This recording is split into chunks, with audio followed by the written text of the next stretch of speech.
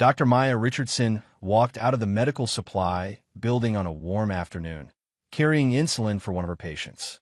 She'd spent 8 years building her pharmacy, earning trust in her community through calm professionalism and genuine care. But when the patrol car pulled up and Officer Derek Hampton stepped out with that look in his eyes, the kind that said you don't belong here, everything was about to change. What started as a simple errand was about to become 30 minutes of public humiliation in front of dozens of witnesses. Because Hampton saw an easy target, someone who would accept the degradation quietly like all the others before her. But there was one thing he didn't know about the woman standing beside her silver Honda. And today, his arrogance was going to cost the city millions. Just before we get back to it, I'd love to know where you're watching from today, and if you're enjoying these stories, make sure you're subscribed. The morning sun filtered through the front windows of Harmony Health Pharmacy at exactly 6:30, just as it did every weekday morning. Dr. Maya Richardson unlocked the glass door with the same practiced motion she performed for the past 8 years, her keys catching the early light. Inside, everything was exactly where it should be. The prescription counter gleamed under soft lighting. Medication bottles stood in perfect rows, organized by both alphabetical order and frequency of use. The waiting area chairs were aligned just so, with magazines fanned across the side table at precise angles. Maya moved through her opening routine with the quiet efficiency of someone who'd built something from nothing and refused to let it slip. She started the computer system, checked the temperature logs for the medication refrigerator, and reviewed the day's scheduled prescription pickups. At 32, she'd already accomplished what many pharmacists twice her age still dreamed about: independence, respect, and a thriving practice in a neighborhood that desperately needed reliable health care. The walls told stories she rarely shared aloud. Between the required licenses and permits hung certificates most visitors never noticed: advanced clinical pharmacology, pediatric medication specialist, geriatric care consultant, community health advocate. In her desk drawer, sealed in protective sleeves, were awards she'd never displayed. Community service recognitions, letters from families thanking her for catching dangerous drug interactions their doctors had missed. A framed photo of her father on opening day, pride radiating from his weathered face as he helped her hang the sign outside. Her first customer arrived at 7:15 sharp. Mrs. Patricia Lawson, 78 years old, arthritis in both hands, living alone since her husband passed 3 years ago.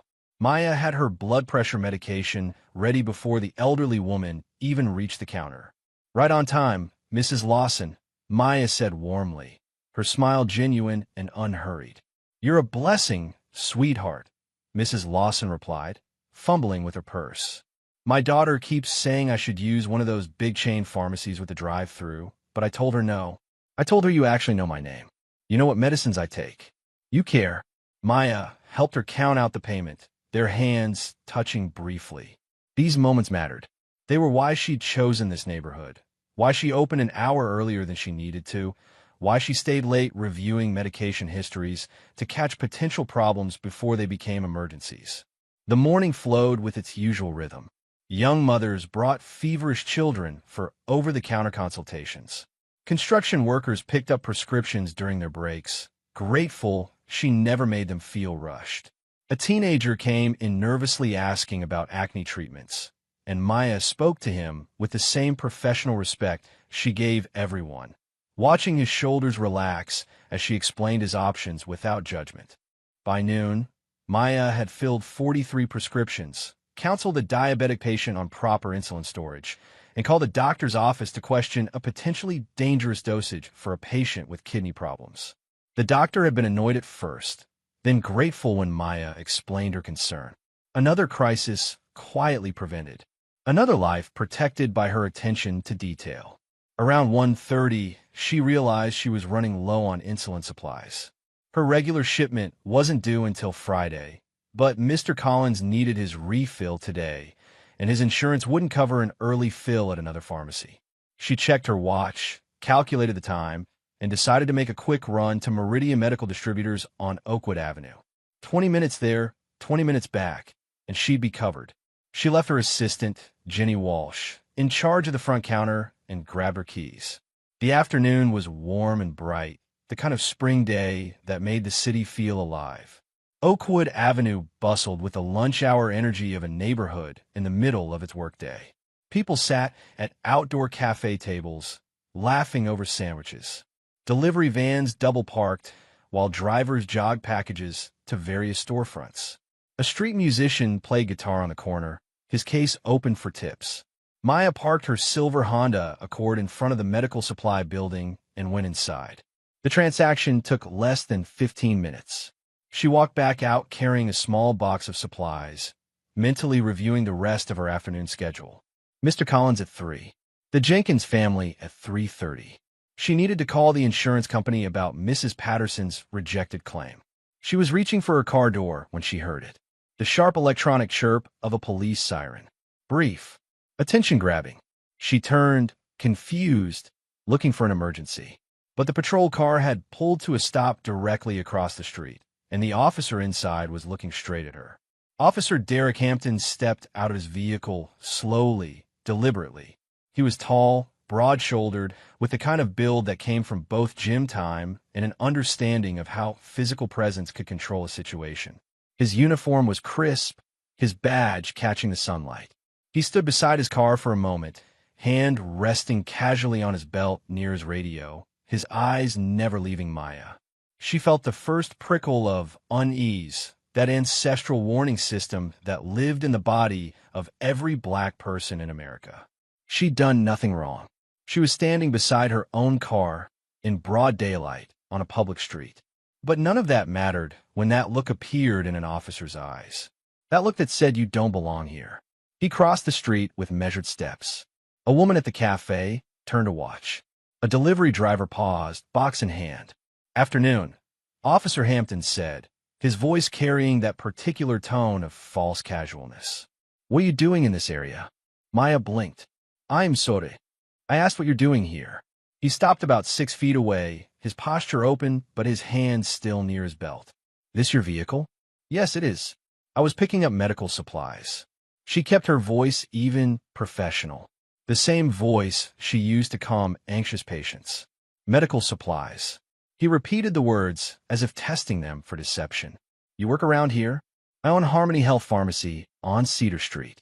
I needed to restock some items for a patient." "Uh-huh." He stepped closer. "I'm going to need to see some identification." Maya's heart began to beat faster, but she controlled her breathing. "May I ask why?" "Ma'am, I'm not asking twice." The shift from casual to commanding happened in an instant.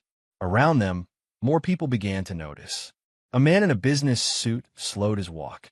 2 teenagers across the street stopped talking. Maya carefully set down the box of supplies on the hood of her car and reached for her purse. She moved slowly, deliberately, making every motion visible. Her driver's license was in her wallet, right where it always was. She handed it to him. Officer Hampton examined it with exaggerated thoroughness, holding it up to the light as if checking for forgeries. "Maya Richardson. This really you?" "Yes, officer. Says here you live on Ashford Road." "That's across town. Long way from Cedar Street." "It's a 15-minute drive." He didn't acknowledge that. Instead, he looked from the license to her face, then back to the license. "You say you work at a pharmacy?" "I own a pharmacy. I'm a licensed pharmacist." "Uh-huh. You got any proof of that?" "Business license? Professional certification?" Maya felt the heat rising in her chest, but she kept her face calm. She reached into her purse again and withdrew her wallet's card holder, extracting her pharmacy license. She handed it to him. He barely glanced at it. "Could be fake." "Excuse me. I said it could be fake. People print all kinds of things these days." He handed both cards back to her. "I need you to place your hands on the vehicle." The words hit her like a physical blow. "I haven't done anything wrong." "Ma'am, place your hands on the vehicle. Now." A woman at the cafe pulled out her phone. Maya saw it happen in her peripheral vision, saw the camera point in their direction. More people were stopping now, a small crowd beginning to form. The musician had stopped playing. "Officer, I'm a healthcare professional. I've committed no crime. I've shown you identification. There's no reason." "Hands on the vehicle." His voice rose sharply. Several people flinched. Maya placed her palms flat on the hood of her car. The metal was warm from the sun. She felt exposed, diminished, reduced to a suspect in front of dozens of strangers. Her mind raced through protocols, through rights, through the careful calculations every black person learned. Comply. Stay calm. Don't give them a reason. Survive the interaction. Why is she being detained? Someone called out. A delivery driver, middle-aged, white, wearing a uniform similar to the officers in its working-class utility. Officer Hampton's head snapped toward the voice. Sir, step back. This is official business. She didn't do nothing, the driver insisted. I've been standing right here. She just came out of Meridian. I said step back. The driver didn't move, but he didn't speak again either. Maya felt grateful and terrified at once. Witnesses could help. Witnesses could also escalate. Empty your bag. Officer Hampton ordered. Everything on the hood. Right now. This is unreasonable search. Do it. I'll do it for you. Maya's hands trembled slightly as she reached for her purse. She appended it slowly, letting the contents spill across the hood. Her wallet, a pack of tissues, 2 pens, a small notebook where she tracked medication questions to research later, a bag of almonds, her phone, a stack of prescription pads held together with a rubber band, 3 rescue inhalers she'd been planning to donate to a free clinic, her house keys, a tube of lip balm, a photo of her father. Officer Hampton spread the items out with his hands, examining each one. He picked up the prescription pads, flipped through them. These legitimate, yes, they're standard prescription forms. My name and DEA number are printed on them. He set them down and picked up the inhalers.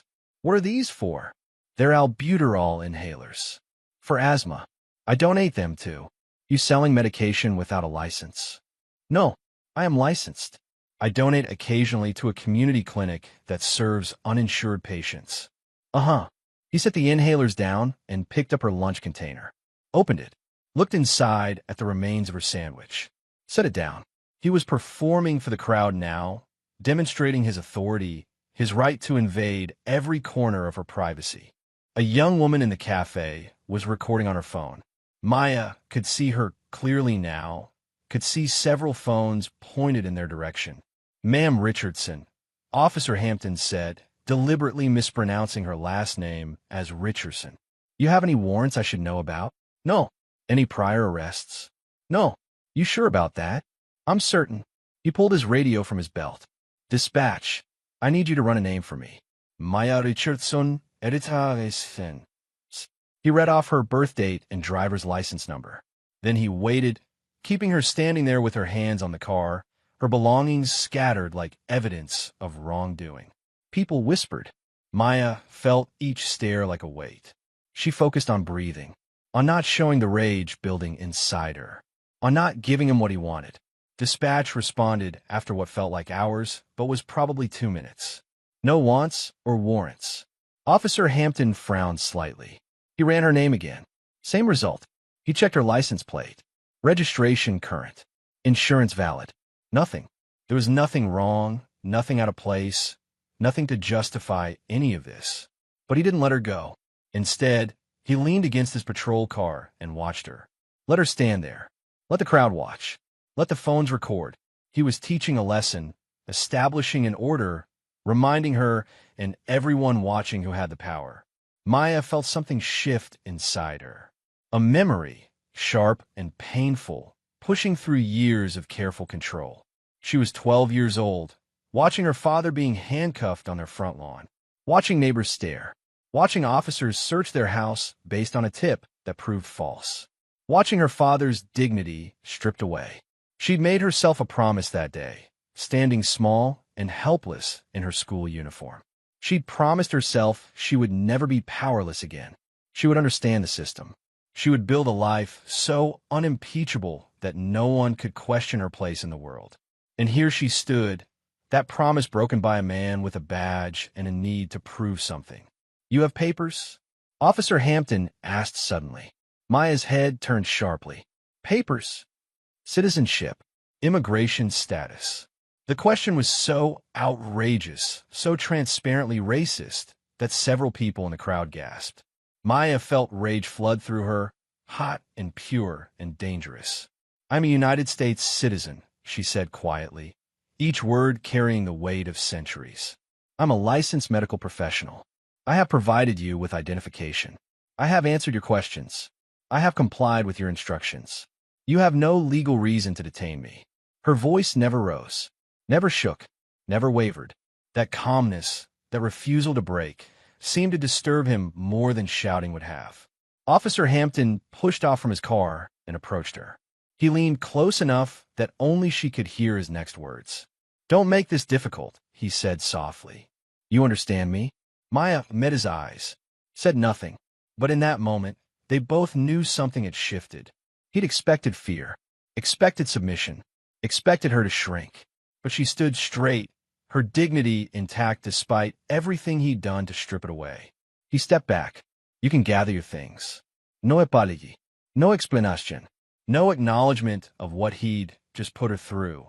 He returned to his patrol car, got inside, and sat there, watching, waiting for her to leave first. Maya slowly collected her belongings, her hands steadier now than they'd been during the entire encounter. People approached, offering help, expressing outrage. The woman with the phone promised she'd uploaded the video. The delivery driver gave her his number in case she needed a witness. "Thank you," Maya said to each of them. But inside, she felt hollow, humiliated, violated. She placed a box of medical supplies in her car, got behind the wheel, and drove away. In her rearview mirror, she saw Officer Hampton pull out behind her, follow her for 3 blocks, then turn away. The afternoon had been warm and bright and full of life. By the time Maya returned to her pharmacy, it felt like a different world entirely. Jenny looked up from the counter as Maya entered, started to smile, then stopped. "Dr. Richardson, are you okay?"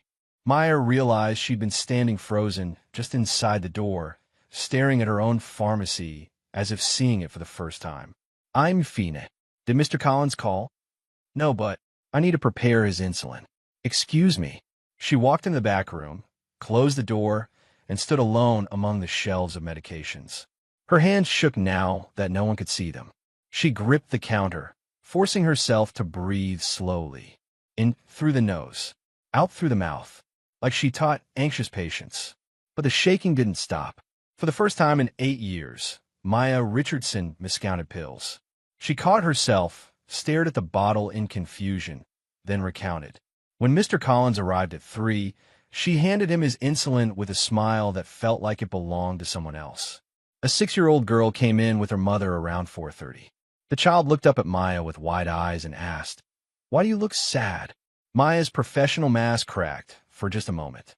"I'm not sad, sweetheart. You look like my mommy when she's sad but pretending." The mother apologized, embarrassed, but Maya shook her head. "She's very perceptive." She forced the smile wider. "I'm just fine." But she wasn't fine. She moved through the rest of the afternoon on autopilot, filling prescriptions with mechanical precision, her mind replaying every moment of the stop, every word, every stare, every second of humiliation. That night, after closing the pharmacy, Maya sat in her car in the parking lot for 20 minutes before she could bring herself to drive home. When she finally walked into her apartment, she didn't turn on the lights. She sat in darkness, still wearing her white pharmacist coat, and tried to feel like herself again. Her phone buzzed around 9 o'clock. A text from her cousin. "Did you see this?" A link followed. Maya clicked it, and her stomach dropped. The video was already online, posted to multiple platforms, shared hundreds of times. But it wasn't the full encounter. The recording started midway through, after Officer Hampton had already demanded she empty her bag. The context was gone, the escalation invisible. What remained looked like a routine stop with a difficult woman refusing simple cooperation. The comment section made her feel sick. Some people defended her. Many didn't. Arguments raged in the replies, vicious and immediate. People who didn't know her, didn't know what had happened, didn't know anything beyond 30 seconds of edited footage, declaring absolute judgments about her character, her actions, her right to be treated with dignity. Maya set down her phone, turned it face down on her coffee table, sat in the darkness, and felt the world shrink around her. The next morning, She opened the pharmacy at 6:30, as always. She went through her routine. She smiled at Mrs. Lawson. She counseled patients. She checked medication interactions. But something had changed, and her regular customers could sense it. Around 10 o'clock, two police officers walked in. Not Officer Hampton. Two others, younger, with carefully neutral expressions. They approached the counter while Maya was filling a prescription. "Dr. Richardson," one of them said, "we need to conduct a routine business inspection." Maya's heart sank. "An inspection?" "Yes, ma'am. Business license, pharmaceutical permits, controlled substance logs, proper storage verification. Standard procedure." It wasn't standard. Maya had owned this pharmacy for 8 years and had never received an unannounced inspection. Annual reviews were scheduled months in advance. But she understood what was happening. The message being sent. "Of course," she said calmly. "Let me get my paperwork." They spent 2 hours examining every detail. They were polite, professional, cold. They checked expiration dates, measured refrigerator temperatures, reviewed her controlled substance inventory with meticulous care. They found nothing wrong because there was nothing wrong. Maya ran her pharmacy by the book. Always had, always would. When they finally left, they handed her a receipt for the inspection. No violations, no warnings, but also no explanation for why they'd come. Jenny watched them go, then turned to Maya. "What was that about?" "I don't know," Maya lied. But she did know. She knew exactly what it was about. Over the next 2 days, Maya began to understand the shape of her new reality. Other black business owners approached her quietly, carefully. The owner of a barbershop 3 blocks away pulled her aside after church. "I saw the video. That officer, Hampton, he's got a reputation." "What kind of reputation?" "The kind where complaints disappear. Where people who push back suddenly get inspected, audited, ticketed for every little thing. Where cameras malfunction at convenient times." A woman who ran a catering business told a similar story. She filed a complaint 2 years ago after a traffic stop that felt wrong. Within a month, the health department had shown up unannounced. Fire marshal, zoning office, building inspector. Nothing major, nothing actionable. Just pressure, just a message. She'd eventually dropped her complaint. "How many others?" Maya asked. "I know of at least 4. There are probably more. People don't talk about it. They just leave or let it go." Maya filed a formal complaint with the police department's Civilian Oversight Board. She worded it carefully, professionally, attaching the partial video that had been posted online and requesting the full body cam footage. She sent it via certified mail and waited for confirmation. Days passed. No confirmation arrived. She called the Oversight Board. The woman who answered said she had no record of a complaint under Maya's name. Maya explained she'd sent it certified mail. The woman said sometimes things took time to process. She should be patient. Meanwhile, her pharmacy supplier called with unexpected news. Her regular insulin shipment would be delayed. Supply chain issues. Nothing personal. Maya had worked with this supplier for 8 years without a single delayed shipment. Her bank called the next morning. There had been unusual activity on her business account. Nothing specific, just a flag for review. They needed her to come in and verify several transactions. Transactions she'd been making for years without issue. A city business licensing official left a voicemail about scheduling an inspection of her premises. Not the pharmacy this time. A general business compliance review. Would need access to her financial records, employee documentation, lease agreements. Each incident, taken alone, could be explained. Together, they formed a pattern, a net slowly tightening. Maya sat in her pharmacy after closing on Friday evening. The lights dimmed, the street outside quiet. Around her, shelves held medications she'd carefully organized. The counter her father had helped her install. The chairs where patients sat while she counseled them. 8 years of work. 8 years of building something that mattered. Friends were calling now. Family. Her aunt who lived in Atlanta suggested she sell and move. Start fresh somewhere else. Her college roommate wondered if it was worth the fight. Even Jenny had asked gently if maybe she should consider dropping the complaint, just to make things easier. Maya stood and walked to her office. Unlocked the bottom drawer of her filing cabinet. Inside, beneath insurance documents and tax records, sat something she rarely looked at anymore. A stack of old textbooks, constitutional law, civil procedure, legal research and writing, certificates from mediation training she'd completed a lifetime ago. Before pharmacy school, Maya had been preparing for law school. She'd spent 3 years working as a paralegal in a civil rights law firm, learning how the system worked from the inside. She'd seen cases won and lost. She'd seen how power protected itself. She'd watched communities fight back against injustice with nothing but documentation, persistence, and truth. Then her father had been arrested. A false tip. A wrongful detention that lasted 3 days before the mistake was discovered. He'd lost his job. The family had suffered.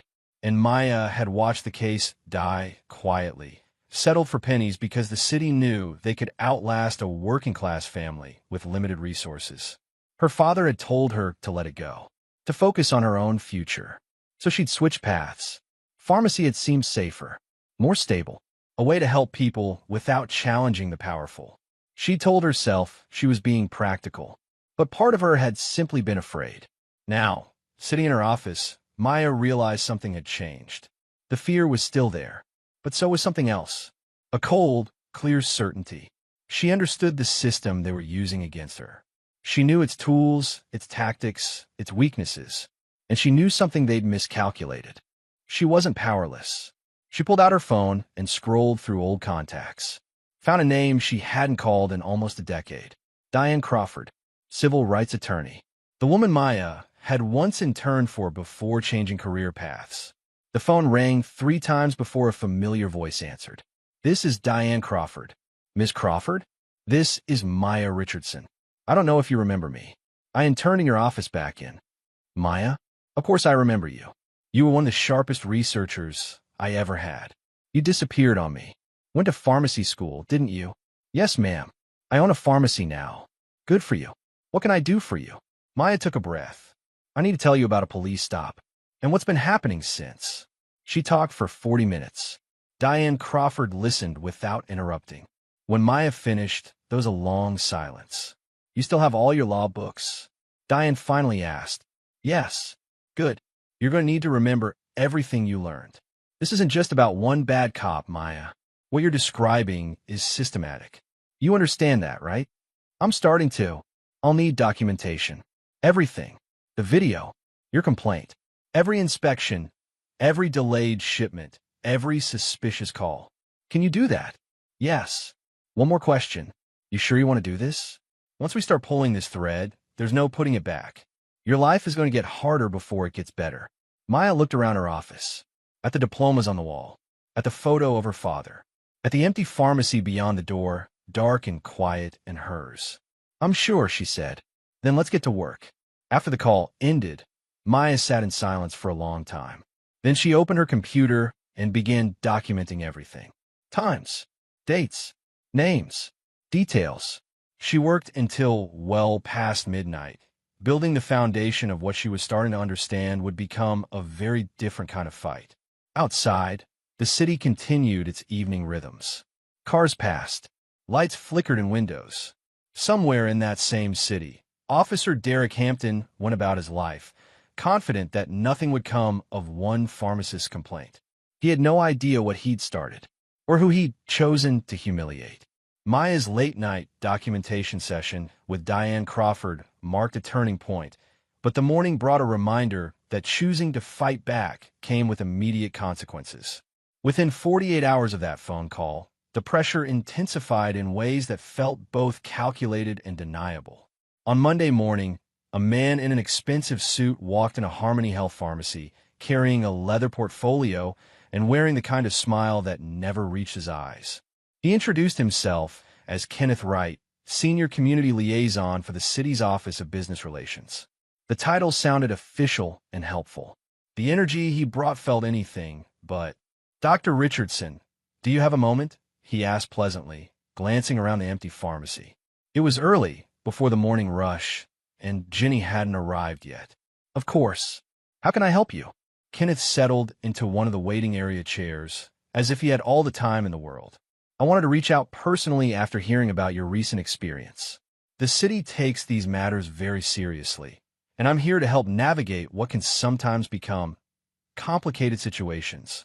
Maya remained standing behind the counter, her pharmacist's coat crisp and white, her expression professionally neutral. I filed a formal complaint through the proper channels. I'm waiting for a response. Yes, about that. Kenneth opened his portfolio, pulled out a single sheet of paper, and slid it across the counter. These processes can take months, sometimes years. They become consuming. Public, media gets involved. Lawyers get involved. Meanwhile, businesses suffer from the distraction. Maya glanced at the paper. It was a summary of her complaint, details she'd submitted to a supposedly confidential oversight board. Seeing it in this man's hands told her everything she needed to know about how the system operated. Your pharmacy is thriving, Kenneth continued. You've built something remarkable here. 8 years of hard work. I'd hate to see that compromised by getting pulled into a lengthy, messy investigation that ultimately might not go anywhere. Are you suggesting I drop my complaint? I'm suggesting we resolve this quietly. The officer in question will receive additional training. You'll receive assurances that future interactions will be professional. And those little issues you've been experiencing lately. He paused meaningfully. The inspections, the supplier delays, the banking complications. Those could be resolved. Smoothed over. We help each other, Dr. Richardson. That's how communities stay strong. Maya felt anger coil in her chest, but her face remained calm. Mr. Wright, I appreciate you taking the time to visit, but I'm not interested in making this go away quietly. What happened to me was wrong. If it's happened to others, that's a pattern that needs to be addressed, not buried. Kenneth's smile faded slightly. He stood, collected his portfolio, and buttoned his suit jacket. I understand. You want to think about it. That's reasonable. But I should mention, these situations have a way of becoming more complicated before they get simpler. Stress affects business, affects health, affects relationships. He paused at the door. My card is on the counter. When you're ready to be practical about this, give me a call. After he left, Maya stood motionless for several minutes. Then she picked up the card he'd left behind, photographed it front and back, and sent it to Diane Crawford with a single text. City sent someone to pressure me into dropping it. Diane's response came within minutes. Perfect. Document everything he said while it's fresh. They're showing their hand early. That afternoon, Officer Derek Hampton returned.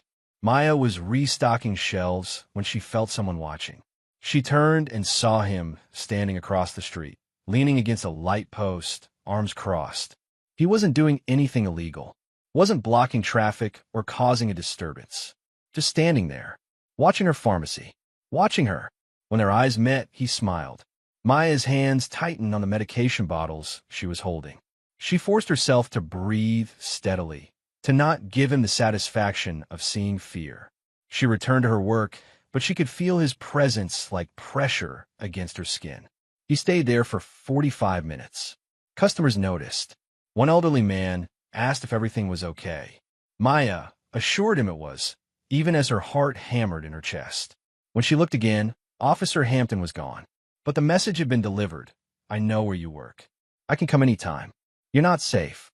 That evening, Maya stayed late to reorganize the medication storage room. It was mindless work, but kept her hands busy while her mind raced through everything that was happening. Around 7 o'clock, the bell above the front door chimed. She walked out expecting to see Jenny, who'd forgotten her jacket earlier. Instead, a young man stood nervously near the entrance. He was thin, early 20s, wearing a delivery company uniform with a name tag that read Marcus. He held a prescription bottle in his hand. Are you Dr. Richardson? He asked quietly. I am. Can I help you? Marcus glanced toward the windows, then back at her. I saw the video. The one from last week. With the cop. Maya's stomach tightened. Okay. My sister. He stopped, swallowed hard. She had something similar happen. Different cop, but maybe not. I don't know. She filed a complaint, and it just disappeared. Like literally vanished from the system. When was this? 2 years ago. She was working late, leaving her job at the hospital. Officer pulled her over for a broken taillight that wasn't broken. Made her get out of the car. Searched it. Made her wait on the side of the road for an hour while he ran her information over and over. People drove by staring at her like she was a criminal. Maya felt her breath catch. What happened after she filed a complaint? Nothing. They told her they'd investigate. Then weeks went by. When she called, they said there was no record of her complaint. She had the receipt where she filed it, but they said their system showed nothing. Then weird stuff started happening. Her car insurance premium suddenly tripled. She got letters saying her student loans were in default when she'd been paying on time. Her landlord told her someone from the city had called asking about her lease. Did she get a lawyer? Marcus shook his head. She couldn't afford one. Eventually, she just stopped, moved out of state. She told me to never say anything to anybody, but when I saw that video of you, I thought. He trailed off. What's your sister's name? Nicole. Nicole Thompson. She's in Ohio now, working as a nurse. She probably won't talk to anybody, but I can ask her. Maya walked to her office and returned with a business card for Diane Crawford. Have her call this attorney. Tell her I sent you. Tell her she's not alone. Marcus took the card, looked at it, then looked back at Maya. Are you really going to fight this? Yes. They're going to come after you hard. I know. He nodded slowly, respect and worry mixing in his expression. My sister would tell you to run, but I'm glad somebody's finally standing up. After Marcus left, Maya sat alone in her pharmacy and let herself feel the weight of what she'd learned. Nicole Thompson, another woman, another complaint vanished, another life disrupted until she fled. How many others were there? She opened her laptop and began searching. It wasn't easy. Police complaints were supposed to be public record, but finding them required knowing exactly where to look and what to request. She started with the Civilian Oversight Board's annual reports. They were deliberately vague, listing complaint categories without names or details. But patterns emerged. Certain precincts had unusually high complaint rates that never seemed to result in disciplinary action. Certain types of complaints, unsubstantiated, clustered around specific districts. She cross-referenced this with news articles, social media posts, community forum discussions. A woman in the Riverside neighborhood mentioned a traffic stop that felt racially motivated. A man posted about being detained outside his own business. A teenager described being questioned aggressively while walking home from school. None of them named officers. Most of them expressed resignation rather than outrage. This is just how things are. This is the price of existing while black in this city. Maya compiled names, dates, and descriptions into a spreadsheet. Then she sent it to Diane with a note, potential pattern. Need to verify how many involved the same officer or his colleagues. Diane called her 20 minutes later. Maya, this is good work. Really good. But I need to tell you something you probably already know. The deeper you dig into this, the harder they're going to push back. We're not just looking at one officer anymore. We're looking at a system that protects him. That system has resources. It has patience. It will try to outlast you. I understand. Do you? Because I've seen people start cases like this with all the determination in the world, and 6 months later they're broken. Financially, emotionally, professionally. These people know how to apply pressure without ever doing anything obviously illegal.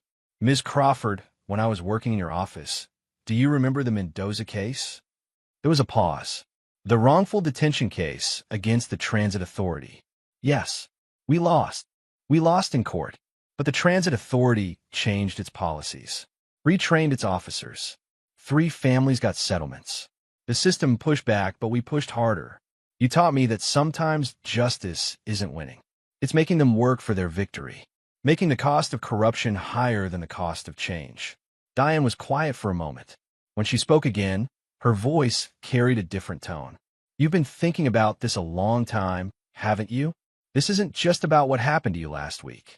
No, Maya admitted. It's about my father. It's about Nicole Thompson.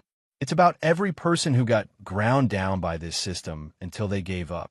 Somebody has to be stubborn enough not to break. Then let's be stubborn together. I'm officially taking your case. But Maya, I need you to understand something. We're about to go to war with people who think they're untouchable. They will retaliate. They will dig into your life looking for anything they can use. They will try to isolate you from your community. Are you prepared for that? Maya thought about her pharmacy, about Mrs. Lawson and her arthritis medication, about the teenager who'd asked about acne treatment, About 8 years of building trust, one prescription at a time. I'm prepared, she said. Over the next 2 weeks, Maya and Diane began building their case in earnest.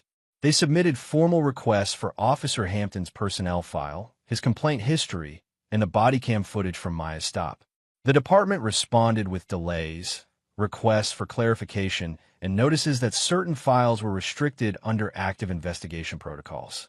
Meanwhile, the pressure on Maya's pharmacy continued. Her landlord called to say he'd received an anonymous complaint about commercial zoning violations. The pharmacy's lease was for a medical facility, but someone had filed paperwork suggesting she was operating a general retail business, which required different permits.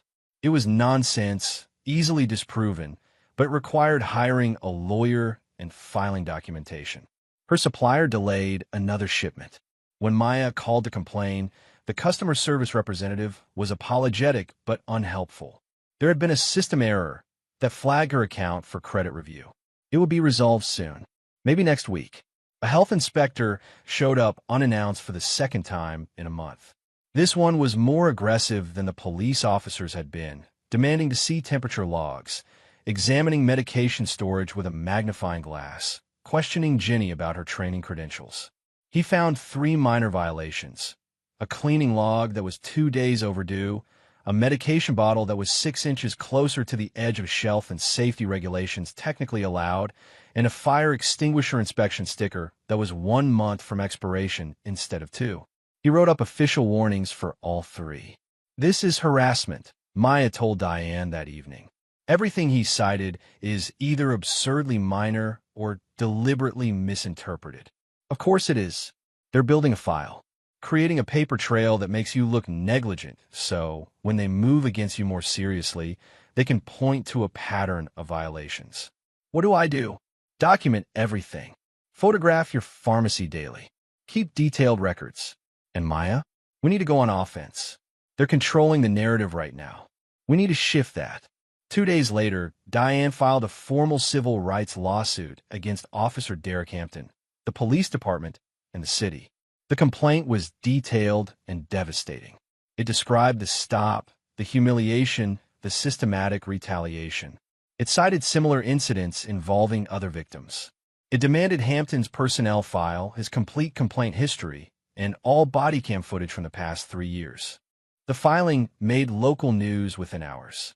"Pharmacist sues city over alleged police harassment," ran the headline.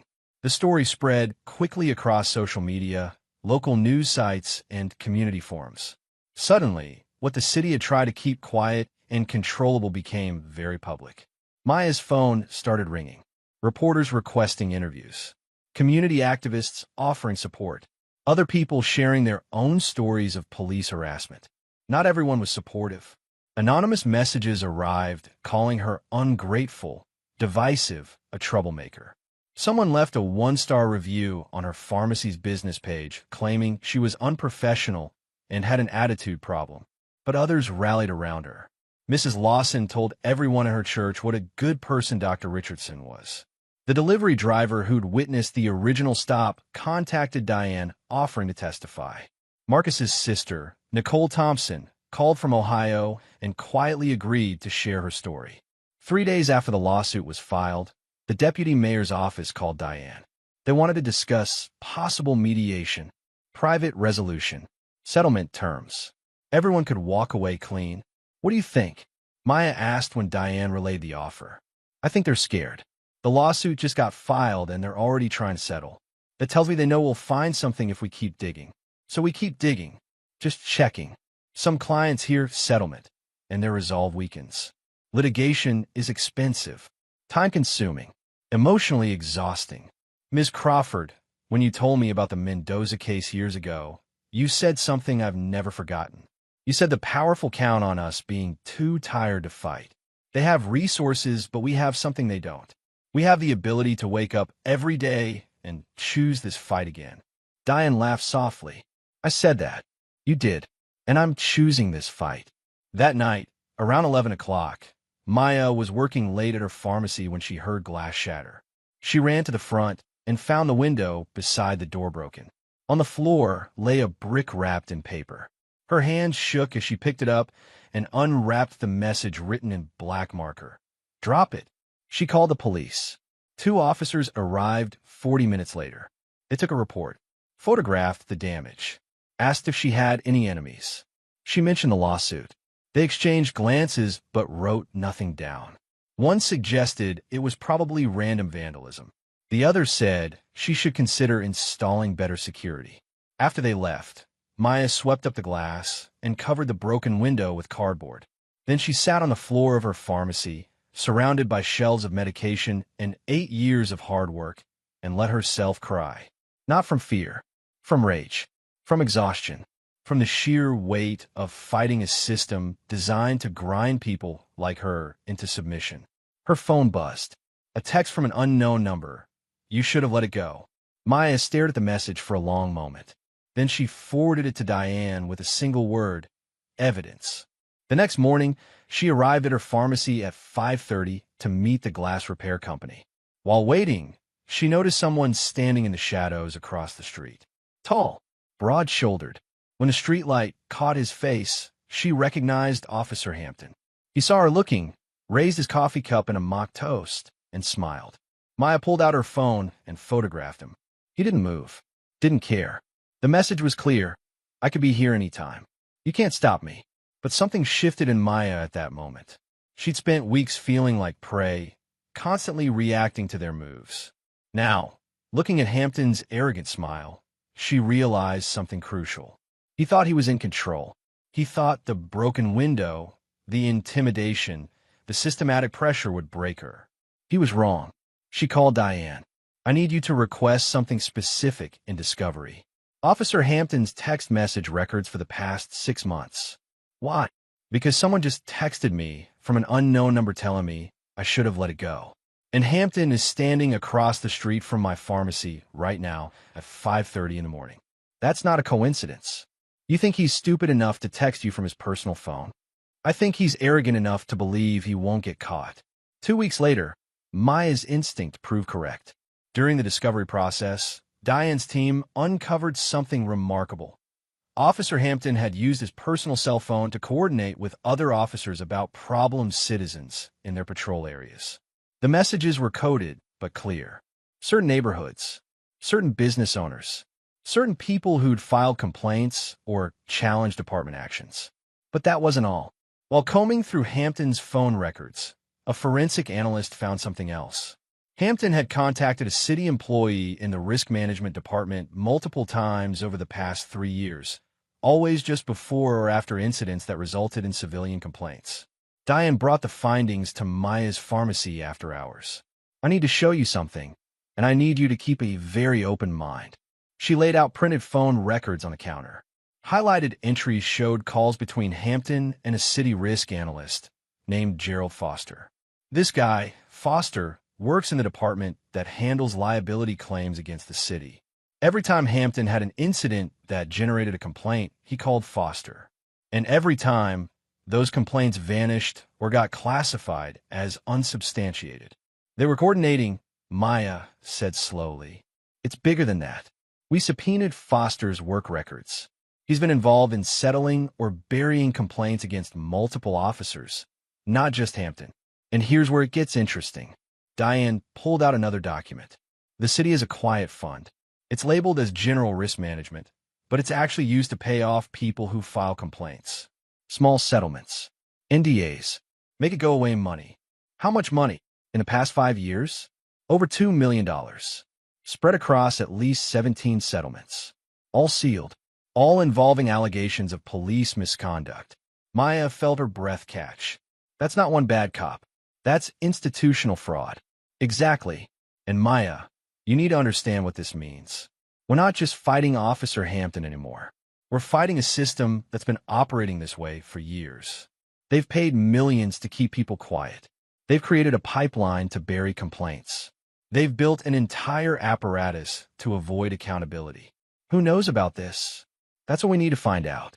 But based on the money involved and the coordination required, this goes higher than a risk analyst and a patrol officer. Someone in city leadership approved this fund. Someone signed off on these settlements. Someone made the decision that it was cheaper to pay people off than to actually fix the problem. Maya looked around her pharmacy. At the shelves she'd stocked. At the counter her father had helped install. At the window that had just been repaired. They broke my window to scare me. They've harassed me for weeks. All because I refused to go away quietly. Yes. And now we know why. You're not just threatening one officer's career. You're threatening to expose a multi-million-dollar corruption scheme. What happens now? Now we amend the lawsuit again. We add racketeering charges.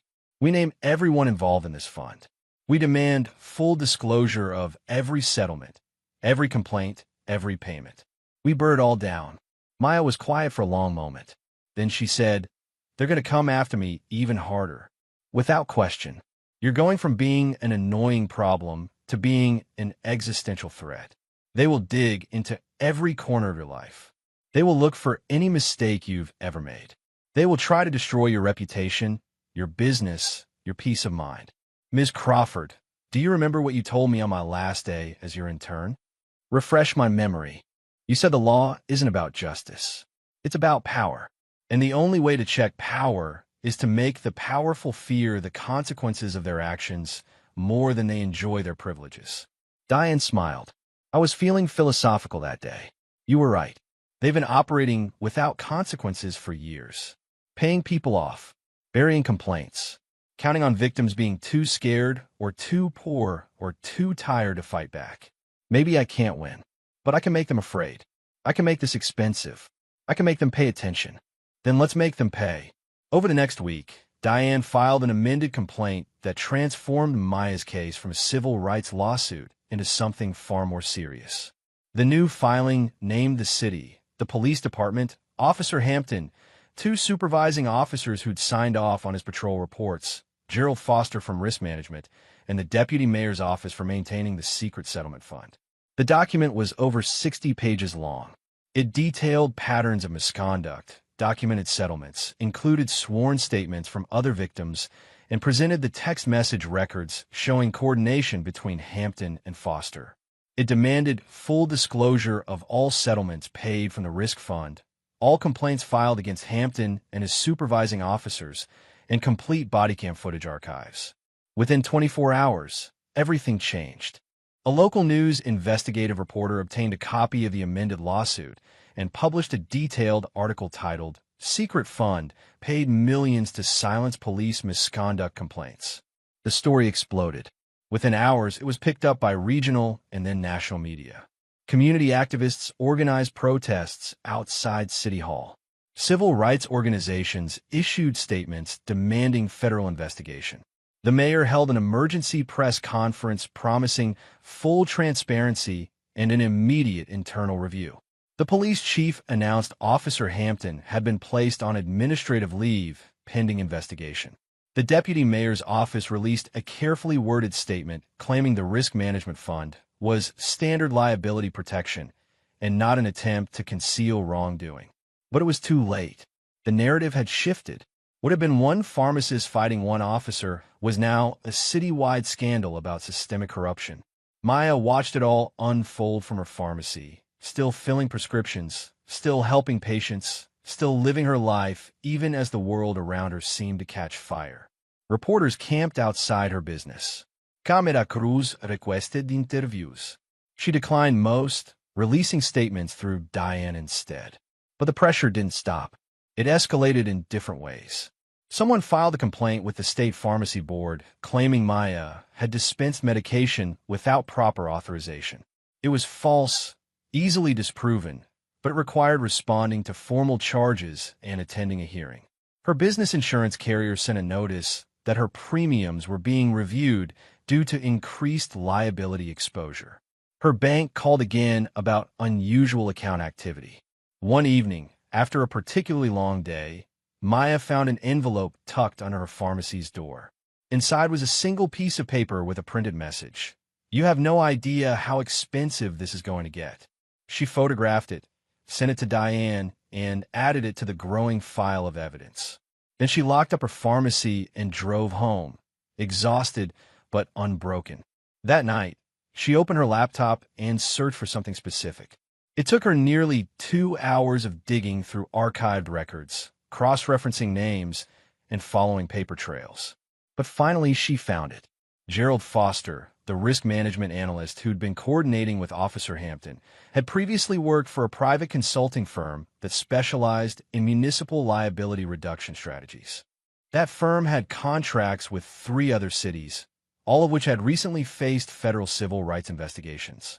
Foster had been hired by her city 3 months before the first documented settlement from a secret fund. She emailed her findings to Diane with a subject line. This was designed, not accidental. Diane called her immediately. Maya, where did you find this? Public employment records, cross-referenced with corporate filings and news archives. Foster wasn't hired randomly. Someone brought him in specifically to set up this system. Who hired him? That's what we need to find out. But the approval would have come from city leadership, either the mayor's office or the city manager. This just got much bigger. I know. Maya, are you okay? Honestly, Maya looked around her apartment, at the case files spread across her coffee table, at the broken window repair receipt, at the stack of threatening messages and harassing documentation. No, I am exhausted. I am scared. I am angry. But I'm not stopping. Good. Because tomorrow we're going to file a motion to compel the city to reveal who authorized Foster's hiring and who approved the creation of the Risk Management Fund. We're going to pull every thread until this whole thing unravels. What they fight us on everything. Then we fight back harder. Maya, you were right about something. This case stopped being about you the moment we found that fund. This is about everyone they've silenced, everyone they've paid off, everyone who was too scared or too poor to fight back. You're fighting for all of them now. After the call ended, Maya sat in the darkness of her apartment and let herself feel the full weight of what she'd started. She'd wanted justice for one humiliating incident. Instead, she'd uncovered institutional corruption that had been operating for years. The system that had tried to quietly push her aside had inadvertently revealed itself. Now, there was no going back. For either of them. Across the city, in a small apartment paid for by a police salary, Officer Derek Hampton sat alone with a bottle of whiskey and his phone. His lawyer had called earlier with bad news. The department was distancing itself. The union was reconsidering its support. His name was all over the news, attached to words like misconduct and corruption and civil rights violations. He'd followed procedure. He'd done what he was trained to do. He'd operated within a culture that had always protected its own. And now that culture was stepping back, leaving him exposed. He pulled up Maya Richardson's pharmacy website on his phone, stared at her professional photo, read the reviews praising her kindness and expertise. She looked so ordinary, so non-threatening. How had one woman caused all of this? He didn't understand that he hadn't been fighting one woman. He'd been fighting the accumulated weight of every person the system had wronged, channeled through someone who understood how power worked and refused to be crushed by it. The trap he'd helped set had closed, but he wasn't the hunter anymore. He was the prey. The secret settlement fund's exposure transformed Maya's case from a local controversy into something far more serious. Within 72 hours of the media coverage, unmarked federal vehicles began appearing in the city. No press releases, no official announcements, just quiet meetings behind closed doors and serious men and women in dark suits carrying briefcases into City Hall. Federal civil rights investigators had arrived, and the city government knew exactly what that meant. Maya noticed the change immediately. The harassment that had been constant suddenly stopped. No surprise inspections. No delayed shipments. No mysterious banking issues. Her phone, which had been ringing constantly with both support and threats, went strangely quiet on the threat side. It was the silence of an animal realizing it was being watched by a larger predator. They're scared, Diane explained during a meeting at her office. Federal oversight means potential criminal charges, not just civil liability. The Department of Justice doesn't play games. If they find evidence of systematic civil rights violations, people go to prison. So what happens now? We wait. We cooperate fully with federal investigators. And we keep building our case because federal investigations move slowly and we need to maintain pressure. That pressure came from unexpected sources. A junior analyst named Timothy Ross from the city's risk management department contacted Diane through an intermediary, requesting a confidential meeting. He was young, maybe 26, with nervous hands and eyes that kept darting to the windows of the coffee shop where they met. "I've been working in risk management for 2 years," Timothy said quietly, his coffee untouched. "When I started, I thought I'd be helping the city manage legitimate liability issues. Insurance claims, worker compensation, normal stuff. But about 6 months in, I noticed certain payments that didn't make sense." "What kind of payments?" Maya asked. "Settlements categorized under infrastructure loss or equipment damage, but the amounts were wrong. Too high for broken streetlights or damaged vehicles. And they always involved Gerald Foster signing off personally. When I asked about it, he told me it was above my clearance level." Diane leaned forward. "Did you keep records?" Timothy's hands shook as he reached into his messenger bag and pulled out a flash drive. Spreadsheets, payment authorizations, email chains. I copied everything before they could delete it. After the lawsuit became public, Foster started wiping files. I watched him do it. He thought nobody was paying attention, but I was. "Why are you doing this?" Maya asked. Timothy looked at her directly for the first time. "Because my younger brother is black. He's 16. Every time he leaves the house, my mom worries about police stops. She makes him practice how to keep his hands visible, how to speak respectfully even when he's being disrespected. I've watched that fear my whole life. Then I find out I've been working for people who pay to cover up exactly what she's afraid of." He shook his head. "I can't be part of that." Diane took the flash drive. "This is incredibly brave. You know they'll figure out it was you eventually." "I know. I already have a job lined up in another city. I'm leaving next month, but I needed to do this first." The information on Timothy's flash drive was devastating. It contained detailed records of 18 settlements over 5 years, complete with victim names, incident descriptions, and payment amounts. Most settlements range from $50,000 to $200,000. All included ironclad NDAs. All involved allegations against police officers. And most critically, all required approval signatures from Gerald Foster and someone in the deputy mayor's office. "This proves coordination at the highest levels," Diane said, reviewing the files with Maya. "Foster couldn't authorize payments this size alone. Someone above him knew and approved." "Who signed off?" Diane pointed to a digital signature on multiple documents. "Deputy Mayor Patricia Vance. She's been in that position for 7 years. Every major settlement from this fund has her approval." The amended lawsuit expanded again. Patricia Vance was added as a defendant. The complaint now alleged a conspiracy to deprive citizens of their civil rights, institutional fraud, and racketeering under federal RICO statutes. This wasn't just about one pharmacist anymore. It was about a systematic operation to conceal misconduct and silence victims. Meanwhile, Officer Derek Hampton's world was collapsing.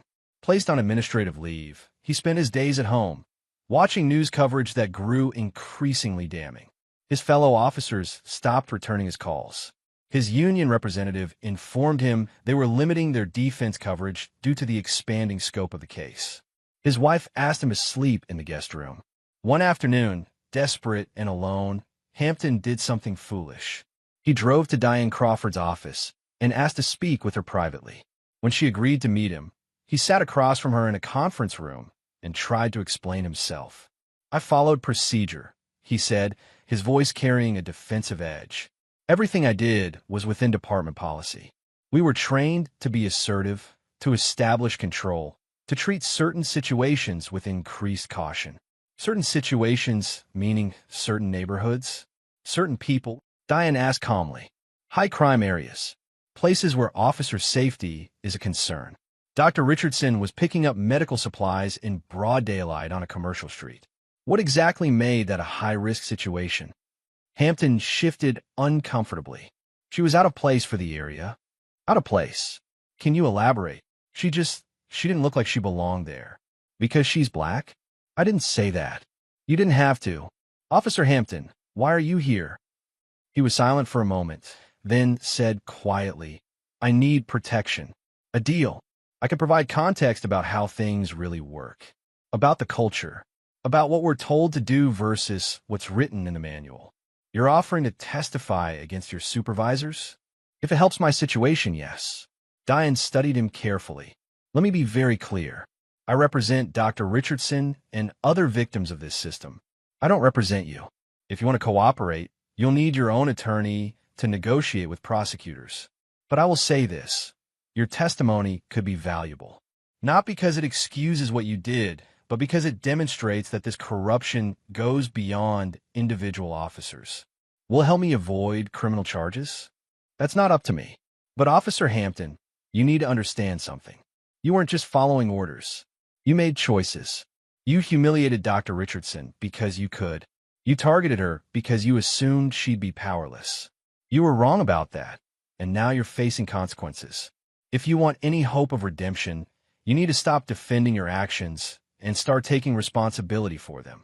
After Hampton left, Diane called Maya. He's trying to cut a deal. He wants to blame department culture and his supervisors. Will he testify? Maybe. He's scared enough.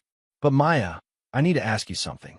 If he cooperates, if his testimony helps expose the larger conspiracy, how will you feel about him potentially receiving reduced charges? Maya was quiet for a long moment.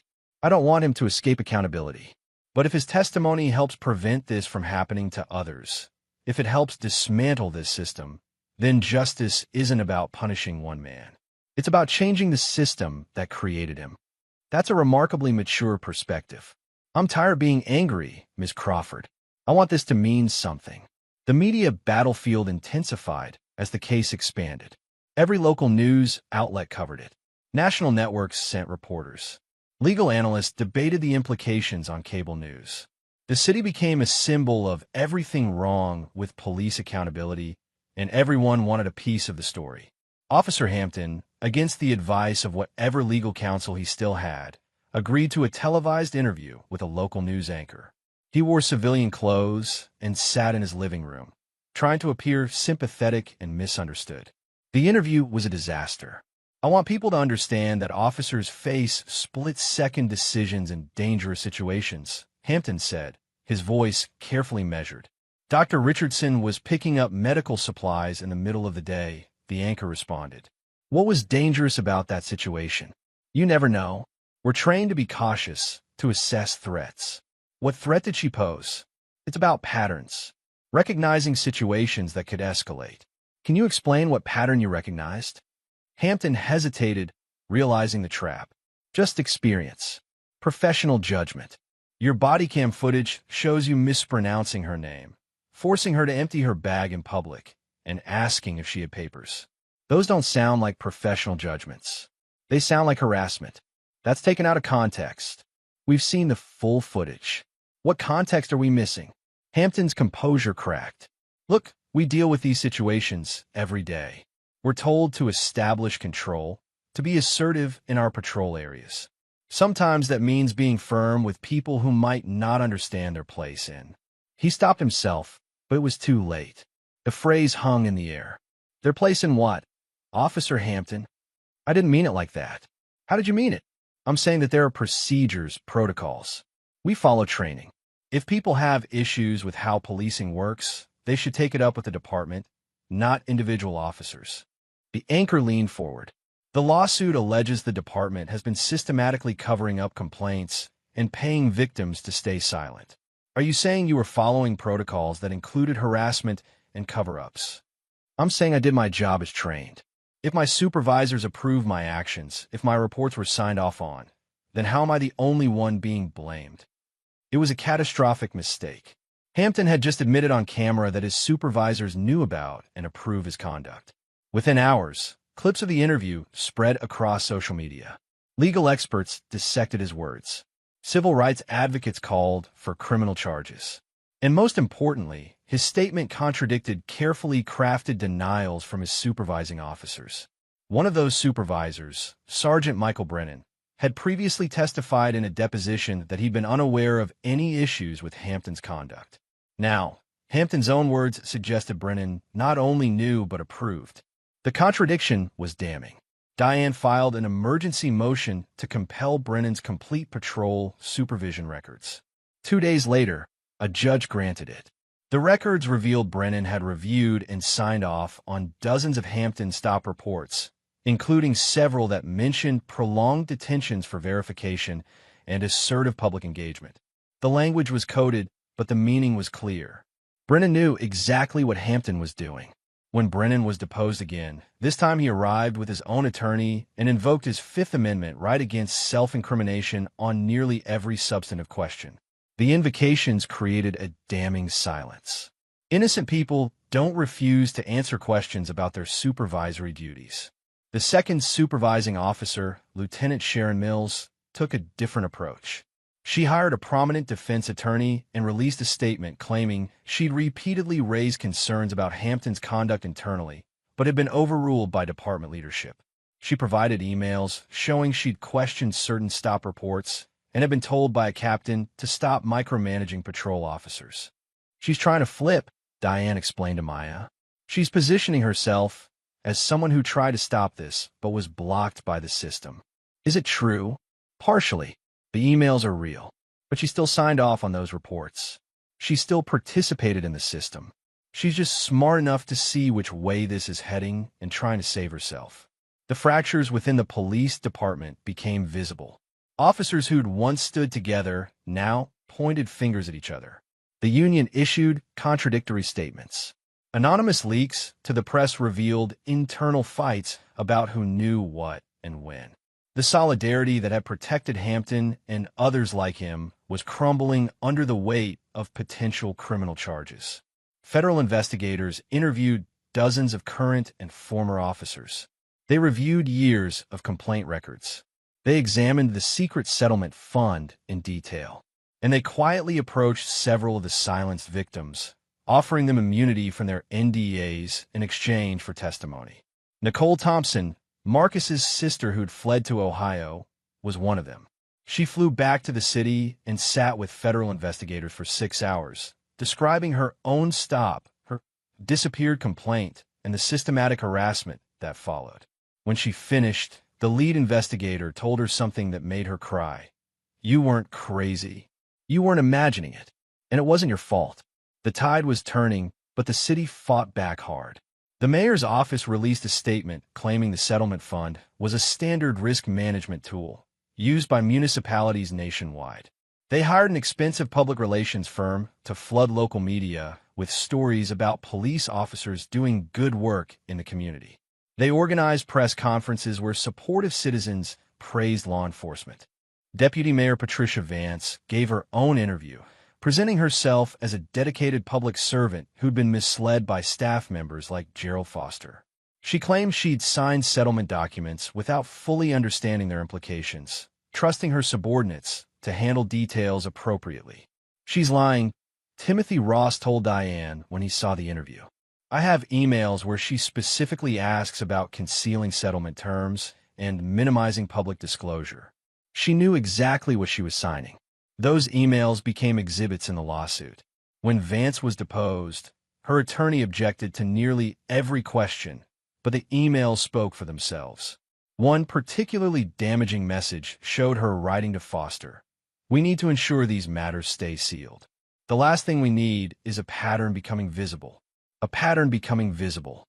Those words became the title of Diane's closing argument in the preliminary hearings. She stood before the judge and methodically demonstrated not just that individual officers had committed misconduct, but that city leadership had deliberately created a system to conceal it. This wasn't incompetence, Diane argued. This wasn't bureaucratic oversight. This was intentional. They built a fund. They hired a specialist. They created procedures to make complaints disappear. They paid millions to keep victims silent. And when Dr. Richardson refused to be silent, they deployed that same system against her. The harassment, the inspections, the pressure, all of it designed to make her go away quietly, just like everyone before her. The judge, a stern woman in her 60s named Margaret Santos, listened carefully. When Diane finished, Judge Santos addressed the city's attorneys directly. "I've reviewed the evidence presented, the phone records, the settlement fund documents. the testimony, and I'm deeply troubled by what I see. This court will not dismiss this case. Discovery will proceed in full, and I'm ordering the city to produce complete records of all settlements paid from this fund, all complaints filed against Officer Hampton and his supervisors, and all communications between risk management and the police department for the past 7 years. It was a significant victory. The city's attempts to seal or limit the evidence had failed. Everything would now be exposed to scrutiny. That evening, Maya sat in her pharmacy after closing and allowed herself a moment of quiet satisfaction. The fight was far from over. The trial itself would be grueling. But for the first time since that humiliating afternoon on Oakwood Avenue, she felt like the system was actually being held accountable. Her phone rang. It was Diane. Turn on Channel 7 News. Right now, Maya found a television in her back office and switched it on. The lead story showed federal agents executing a search warrant at City Hall. They were removing boxes of documents from the risk management department. The scroll at the bottom of the screen read, "Federal investigation expands. Criminal charges possible." "They're going after criminal charges," Diane said over the phone. "Not just civil liability. Criminal conspiracy. Civil rights violations under color of law." "This is huge, Maya."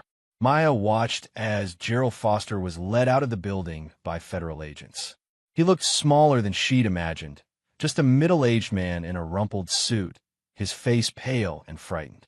Deputy Mayor Vance appeared on screen moments later, surrounded by attorneys, refusing to answer reporters' questions. "What does this mean for our case?" Maya asked.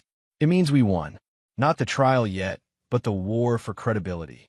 The city can't claim this was all exaggerated or overblown when federal agents are carting away evidence. Every victim who was paid to stay silent, every complaint that disappeared, every person who was told they were imagining things, they're all being vindicated right now." After the call ended, Maya sat alone in her office, watching the news coverage. They showed her pharmacy on screen, described her as the pharmacist whose refusal to stay silent exposed systematic corruption. They interviewed people on the street, and most expressed outrage at what had been hidden. They showed Officer Hampton's house, though he wasn't visible. Then they showed something else, a press conference organized by community activists. At least a dozen people stood together, holding signs reading, "We were silenced too," and "No more secret settlements." Nicole Thompson stood among them, no longer hiding. Marcus stood beside his sister. Others Maya had never met, but whose stories paralleled her own. One by one, they shared brief accounts of their experiences. Traffic stops that felt wrong, complaints that vanished, pressure to stay quiet, the systematic erasure of their dignity and their truth. And they all thanked Dr. Maya Richardson for having the courage to fight when they couldn't. Maya felt tears sliding down her face.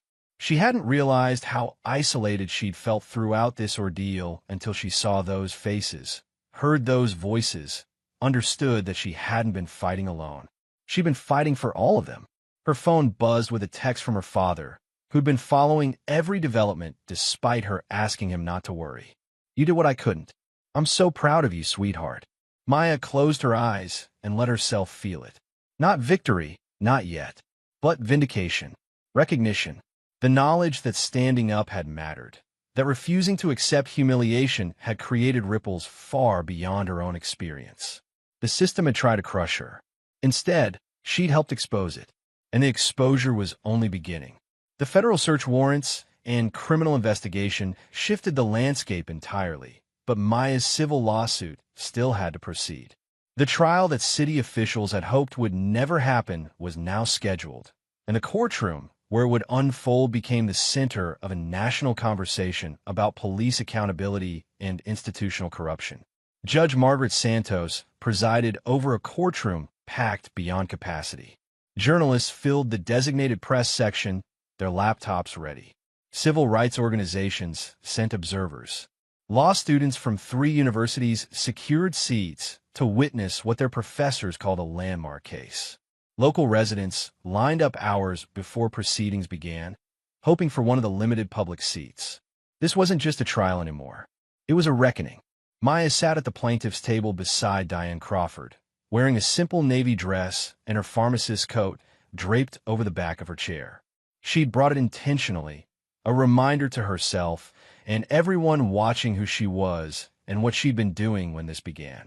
Not an activist, not a troublemaker, a healthcare professional trying to help her community.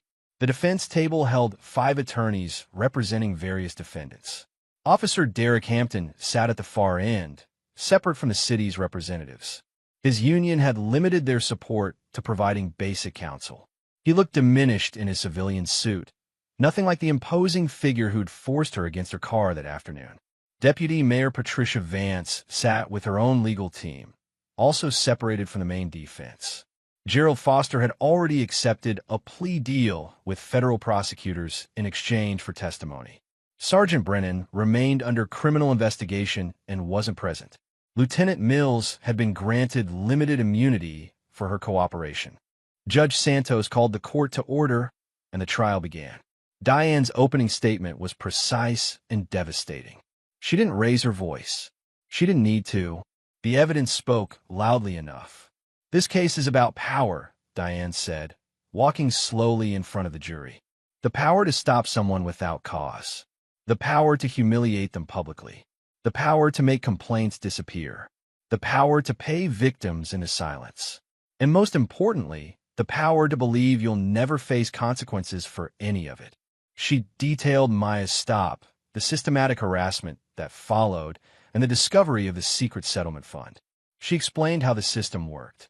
Officers like Hampton targeting vulnerable citizens, supervisors approving their reports, risk management concealing complaints, and city leadership funding it all.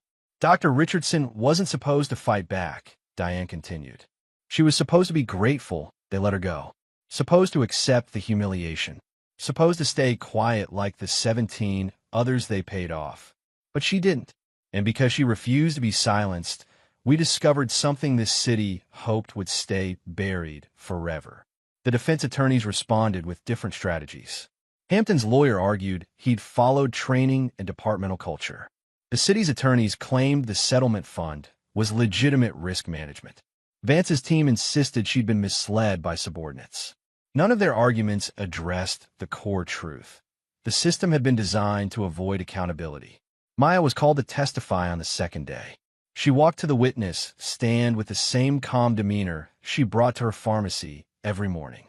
Diane guided her through the events methodically. "Dr. Richardson, can you describe what you were doing on the afternoon of the incident?" "I was picking up medical supplies for my pharmacy. One of my regular patients needed insulin, and I was running low on supplies." "What happened when you returned to your car?" Maya took a breath and began recounting the stop. She described Officer Hampton's approach, his questions, his tone. She described being forced to place her hands on her car in front of dozens of strangers. She described her belongings scattered across the hood like evidence of a crime she hadn't committed. "He asked if I had papers," Maya said quietly. "He asked about my citizenship. I'm a United States citizen. I've never lived anywhere else." But in that moment, standing on a public street with people staring, I felt like I didn't belong in my own country. The courtroom was silent. Several jurors leaned forward. "How did that make you feel?" "Humiliated, angry, powerless. I spent 8 years building my pharmacy, earning trust in my community, proving my expertise. And in 30 minutes, one officer made me feel like none of that mattered. Like I was guilty of existing in the wrong place." Hampton's attorney cross-examined her aggressively, trying to suggest she'd been uncooperative or defensive. Maya remained calm, answering each question with the same measured precision she used when counseling patients about medications. "Isn't it true you questioned the officer's authority?" "I asked why I was being detained." "That's not questioning authority. That's exercising my rights." "You refused to comply immediately with his instructions." "I complied with every lawful instruction. I showed identification. I answered questions. I placed my hands on the vehicle when ordered. What I didn't do was accept humiliation silently." The attorney tried several more approaches, but Maya didn't break. She'd spent months preparing for this moment, and her legal background served her well. She understood the game being played and refused to be rattled. When the full body cam footage was played for the jury, the courtroom went silent again. Unlike the edited clip that had circulated online, This version showed everything.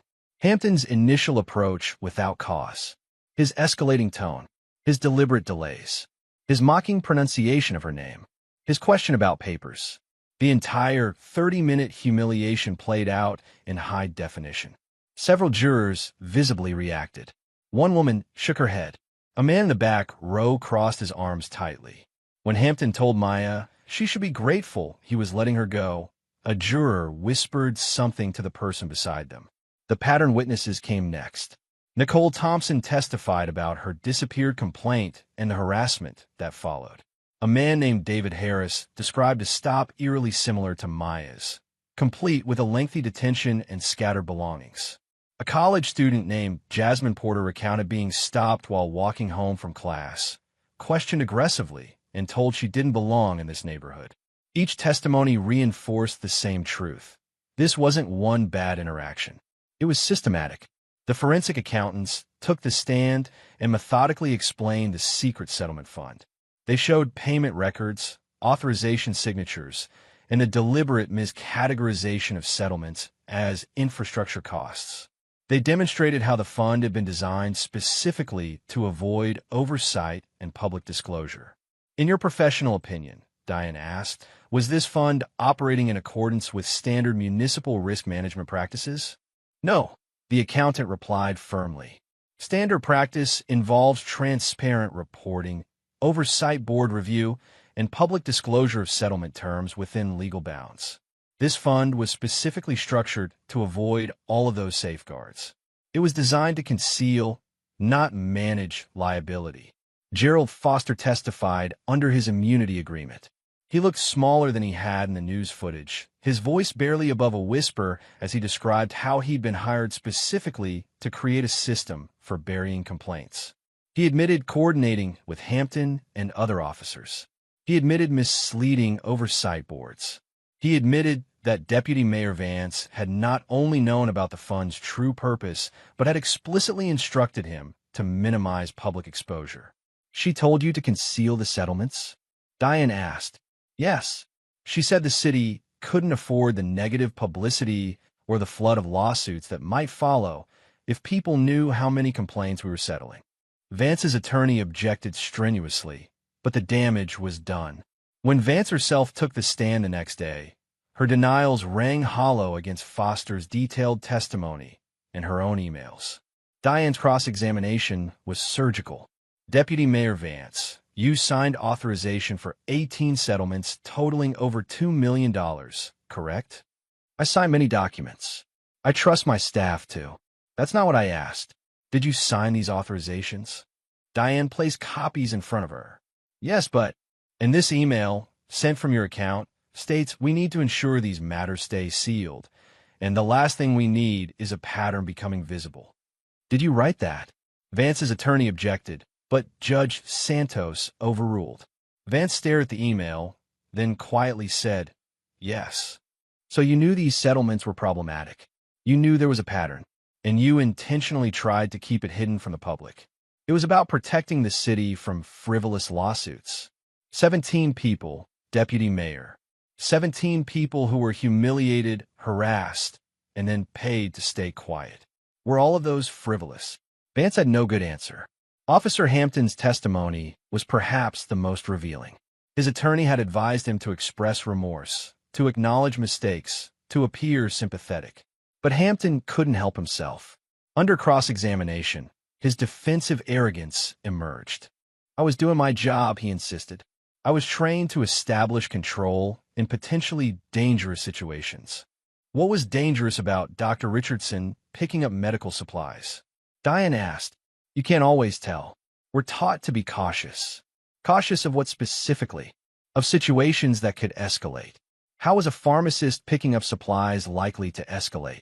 Hampton hesitated, then said something that would echo through the rest of the trial. She was in an area where we'd had complaints. Certain types of people tend to raise concerns. Certain types of people. Can you elaborate? I mean suspicious activity. People who don't fit the neighborhood profile. And Dr. Richardson didn't fit the neighborhood profile because Hampton realized the trap too late. I didn't say that. You said she was out of place. that she didn't fit the profile. What profile were you using to make that assessment? He didn't answer. He didn't need to. The jury saw exactly what he meant. The closing arguments stretched over an entire day. The defense attorneys argued training failures, systemic problems beyond individual control, and legitimate risk management needs. But their arguments felt thin against the weight of evidence. Diane's closing was powerful in its simplicity. Members of the jury, this case asks you to answer one question. Do we live in a society where power must answer for its abuses, or one where the powerful simply pay to avoid accountability? Dr. Richardson was humiliated for doing nothing wrong. When she complained, the system tried to crush her. When she refused to be crushed, they tried to pay her off. When she refused the money, they exposed something they never wanted you to see. A system designed to let officers like Derek Hampton act without consequence. A system that spent millions to keep victims silent. A system that only stopped because one woman refused to accept that this is just how things are. She paused, letting her words settle. Your verdict will answer a question beyond this courtroom. It will answer whether we truly believe in equal justice, or whether we just say we do when it's convenient. Dr. Richardson believed it. She believed it enough to risk everything. Now the question is, do you? The jury deliberated for 9 hours over 2 days. Maya spent that time in her pharmacy, trying to maintain normalcy even as her future hung in balance. She filled prescriptions, counseled patients, smiled at children. But her mind was in that jury room, wondering if 12 strangers would see what she saw or dismiss it as complications of an imperfect system. When the call came that the jury had reached a verdict, Maya felt her hands begin to shake. Diane met her outside the courtroom. Whatever happens, Diane said, you've already won something important. You exposed them. You fought back. That matters. But will it be enough? We're about to find out. The courtroom filled quickly. News cameras positioned themselves. Maya took her seat, feeling the weight of hundreds of eyes. Officer Hampton looked pale and diminished. Deputy Mayor Vance sat rigid, her face carefully blank. Judge Santos called for the verdict. The jury foreman, a middle-aged black man who'd been attentive throughout the trial, stood with the verdict form. In the matter of Richardson versus Hampton, on the charge of civil rights violations under color of law, we find the defendant liable. Maya felt Diane's hand squeeze hers. In the matter of Richardson versus the city, on charges of systematic civil rights violations and institutional negligence, we find the defendant liable. Murmurs rippled through the courtroom. In the matter of Richardson versus Vance, on charges of conspiracy to deprive citizens of civil rights and institutional fraud, we find the defendant liable. The foreman continued through each count. Liable, liable, liable. The jury had accepted everything. Every argument, every piece of evidence, every pattern witness. They'd seen exactly what Diane had shown them. Then came the damages. We award compensatory damages in the amount of $1,200,000. Maya's breath caught. We award punitive damages in the amount of $7,800,000. The courtroom erupted. Judge Santos gavelled for order, but the noise continued. $9 million. The jury had sent an unmistakable message. This behavior had a cost. But there was more. The jury also recommended structural remedies, federal oversight of the police department, mandatory reporting of all settlements, civilian review board authority, and termination of any officer with a pattern of civil rights complaints. Maya sat stunned, trying to process what had just happened. 9 years of medical school, 8 years of building her pharmacy, and 1 afternoon of humiliation had led to this moment. Not just justice for herself, but a complete dismantling of the system that had tried to silence her. The aftermath unfolded rapidly. Within 48 hours, credit rating agencies downgraded the city's financial outlook. The $9 million judgment, combined with ongoing federal investigations and the reopening of previous sealed settlements, created massive liability exposure. Insurance carriers balked at coverage. Bond investors demanded higher interest rates. The police chief announced his resignation that evening. 2 city council members followed the next day. Deputy Mayor Patricia Vance, facing both the civil judgment and pending federal criminal charges, resigned within a week. She would later plead guilty to conspiracy charges and serve 18 months in federal prison. Officer Derek Hampton was terminated immediately. His peace officer certification was permanently revoked. Federal prosecutors charged him with civil rights violations under 18 U.S.C. Section 242. He eventually pleaded guilty and served 3 years in federal prison. The secret settlement fund was dissolved and replaced with a public transparency system. Every settlement over $10,000 now required city council approval and public disclosure. A new civilian oversight board was created with actual investigative authority and subpoena power. Most significantly, the 6 previous victims whose cases had been sealed began coming forward. Their settlements were nullified based on fraud and concealment. New lawsuits were filed. The city ultimately paid over $30 million in total judgments and settlements related to the systematic misconduct. Maya returned to her pharmacy the day after the verdict. The glass had been repaired long ago. The shelves were still perfectly organized. Mrs. Lawson arrived at 7:15 sharp, as always. "I knew you'd win," the elderly woman said, tears in her eyes. "I knew it because you're exactly who I thought you were. Someone who doesn't back down from what's right." The day unfolded normally. Prescriptions filled. Patients counseled. Children asked about vitamins. But Maya felt different. Lighter. Like a weight she'd been carrying for months had finally been lifted. Civil rights organizations invited her to speak at conferences. Universities asked her to lecture. News outlets requested interviews. She declined most of them, accepting only one invitation: to speak at a community legal health initiative that provided free services to underserved neighborhoods. "I'm not an activist," she told the audience. "I'm a pharmacist. I own a small business. I help people manage their medications. But I learned something during this fight. Staying in your lane doesn't protect you if the system decides you're a problem. Sometimes you have to fight back, even when it's terrifying, especially when it's terrifying, because the alternative is accepting that you don't deserve dignity." Her father attended that speech.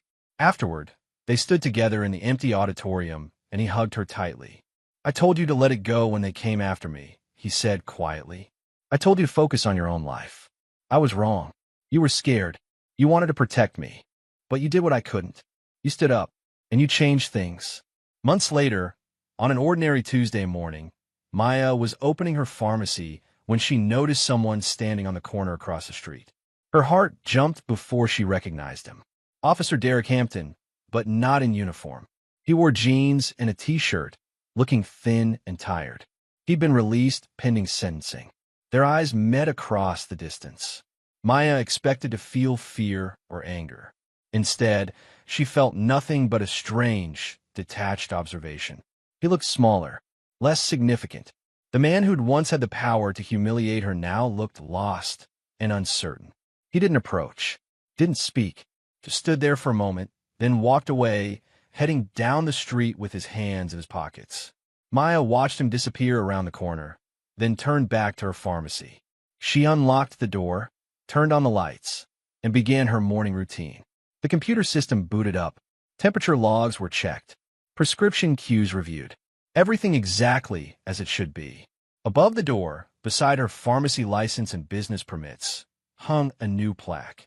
It was simple, understated, but meaningful. It read, "Community Health Advocate Licensed Pharmacist. Citizen." Maya touched it briefly, then walked behind her counter. At 7:15, Mrs. Lawson arrived right on schedule. At 7:30, a young mother brought her sick child seeking advice. At 8, the morning rush began. Life continued. Prescriptions filled. Patients helped. Communities served. But something fundamental had changed. Not just in Maya's life, but in the city itself. The system that had operated in shadows had been dragged into light. The powerful who'd acted without consequence had learned they weren't untouchable. And people who'd been silent began speaking up. Maya flipped the sign on her door from closed to open. The word faced outward, visible to anyone passing by. Simple, clear, unambiguous, open. And it was. When the system is designed to silence you, and fighting back means risking everything you've built, Would you have the courage to stand up anyway? If you enjoyed this story, hit that like button and subscribe for more powerful tales of justice and resilience.